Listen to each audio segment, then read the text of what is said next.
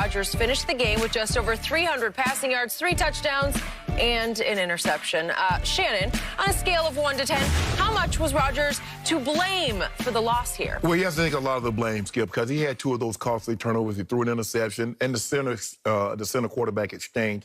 That's the most important thing. And so I don't know, did he pull out early or did the center not get the ball up high enough? But whatever the case may be, we're going to put that out. Rodgers, you're the quarterback. You're the best player on that team, so I'm going to put the blame on him. And then the Vasdale-Scantling, Skip. The 4 turnovers killed him, and Scantling's on the end. That was basically game, set, match. But the defense, their defense isn't very good, Skip.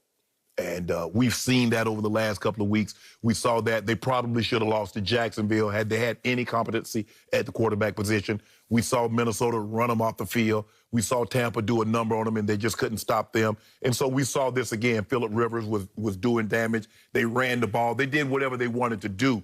The Packers, there's no shame in losing to this team. They're going against the #1 total defense, #2 pass defense. And they're basically, Skip, they're very simplistic in their approach. We're going to play cover 2. We're going to line up in it, and we're going to play it. And I remember going against teams that played a lot of heavy cover 2. And I go to TD, I say, TD, run their ass out of this cover 2. We need them to drop that safety down so we get some one-on-one coverage. Run them out of it. Well, what happened on that interception with the cover 2 corner? Your guy, Aaron Jones, what did he do, Skip? Now, you tell me Aaron Jones is the guy. 10 for 41. Pretty good. That's 4 yards a pop. Give it to him 25 times. 18 for 66. Aaron Rodgers was 27 of 38, 311, 1 sack, 3 touchdowns, had a high QBR, actually had a 76 QBR, which was the 7th best of the day. Not bad. Not bad, huh? Could I interest you in that? Well, can I interest you in what I'm about to say? Yeah, you interest me. The only thing, look, he took the L. 29 touchdowns, 4 interceptions, slightly less than 3,000 yards. Aaron Rodgers having another great season.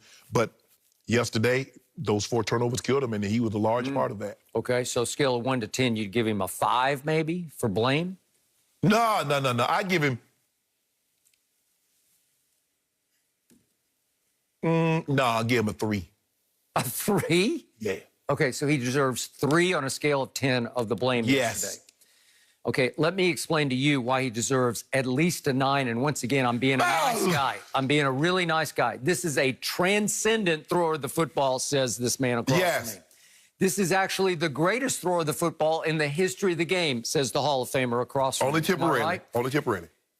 This is the man across from me, the Hall of Famer, who says it's neck and neck in the MVP race. That's what I've been hearing for about a month now, between him and Mahomes. No. I ain't said no neck and neck. I said he was in second. Well, you've had him there. Yeah, well, he was up there. Occasionally you're saying, well, it's getting closer, right? Yeah. Okay, so that guy, I gotta grade him on a tough curve, right? He's up 28-14 at half. Right. 28-14.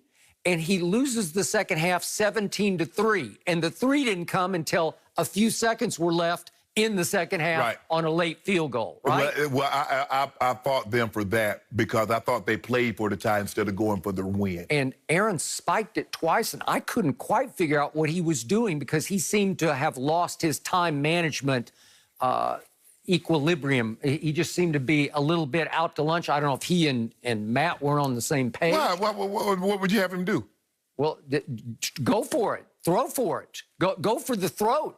You're the greatest thrower of the football ever. Well, he missed a throw, Skip. I was going to show this, but if you notice on 3rd down, he threw it to Devontae, but he had Robert Tonyan. He worked the wrong side. He worked the high side. Okay. He should have worked the weak side, but he had his mind made up. Okay. If he doesn't make his mind up, because look at this, Skip, okay? He's going to Devontae. But if he works the other side, look at this. I thought he was Aaron Bleepin Rodgers. I just Skip, the man's human. Well, he was so human in the second half that here are their possessions. They go punt. They fumble the kickoff. That's a problem. That's Darius Shepard, who he completely missed against Philly last year. Remember when he's just waving over in the side of the end zone? Shepard got a reprieve. Remember, he let the ball hit on the goal line. He got a reprieve. Okay. And then he missed on a 4th and 1, and then he missed on the late 3rd and 3 that you just showed. Right. And they had to take the field goal. So here's what he was in the second half. On 3rd down, Aaron threw it 5 times and went 1 for 5. If you throw in the 4th down that they missed, he was 1 of 6 on 3rd and 4th down, all passes.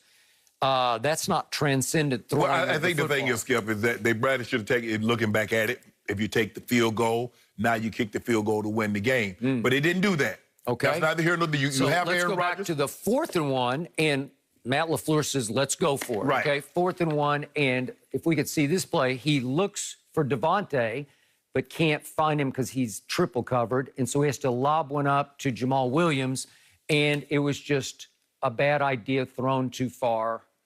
That's just a bad pass. Yeah. You could be better than that. That's 4th and 1. That's a big play in that game. That's to stop the bleeding. That's to get them regain some momentum. Skip, if you look at it, they got the guy double team and they let him go. He's supposed to have more time than that. You got the guy double team. How you let the guy split the double team and put pressure on Rodgers? I don't know. But That's maxed up. That's locked up. That's a two-man route. So 1 of 6 on 3rd and 4th down in the second half. All passes, no runs in there. He's got to make a skill. I think that blame goes to a 9 on the blame meter. He has to make a better throw than that, but he has to think that on a two-man route, I'm protected. They keep the tight ends in. I don't understand. I don't understand this. But like I said, he understands it's tough to play like he has to play and like Mahomes because your defense, you feel you got to be perfect on every possession or bad things are going to happen. And for the most part, for his career, he's been perfect. Mahomes has been perfect. You look at what he's been able to do in his first 3 full years of starting Mahomes.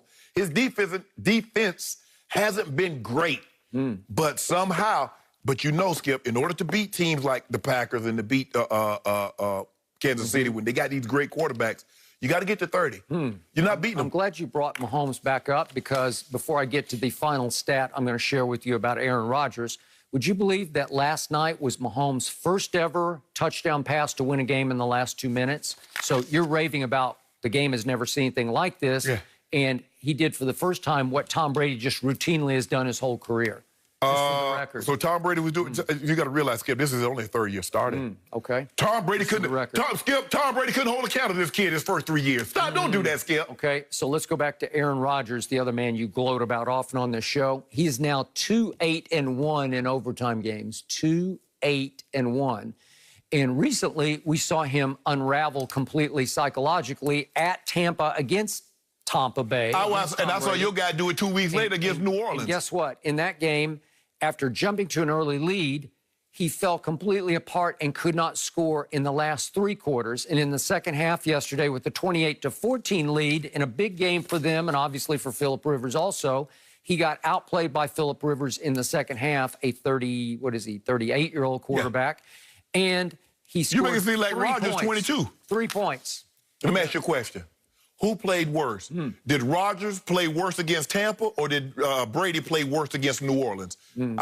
Just take your time. Well, all I know is the question that Jenny posed is about how much blame I gave him blame. Okay. You gave him a 3. He has to play better. A 3? He has to play better. Who gets the other 7 points of blame?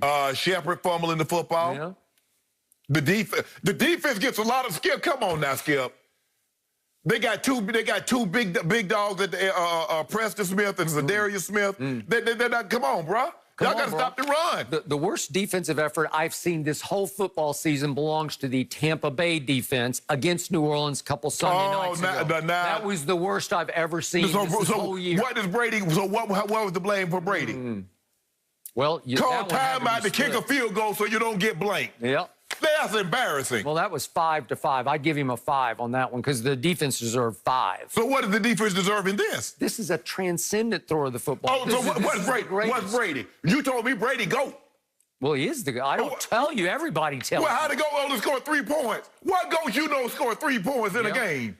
Well, when your defense can't stop Drew Brees for the first 6 times he's got the ball. Okay, what about? Are you kidding? So what about the defense? Aaron Rodgers' defense couldn't stop Phillip Rivers. And you say Phillip Rivers, you say it's painful watching Phillip throw the ball. And that defense couldn't stop a guy that you just said. How old is he? 38. Well, all I know is Aaron Rodgers scored 3 late in the second half. That's all he got. I mean, your guy scored 3 points the whole game. Now you talk about a man that's 38 years old that has to chase 9 kids around at night.